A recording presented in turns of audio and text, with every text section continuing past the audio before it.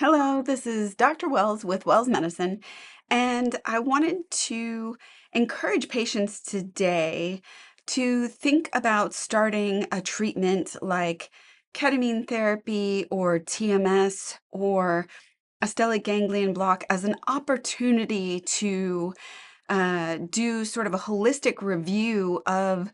their lifestyle factors, lab work, symptoms and diagnoses. Anytime you're starting with a new provider or starting with a new treatment regimen, I think it's a great time to review, are there any medications that could be causing or worsening depression, or any drugs or alcohol or recreational medications that could be causing or worsening depression?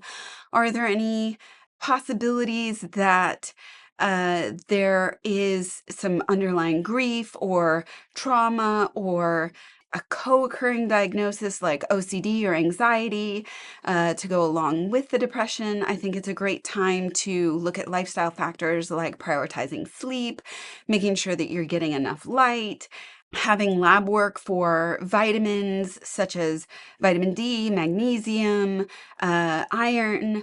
making sure that hormone therapy is kind of up to par or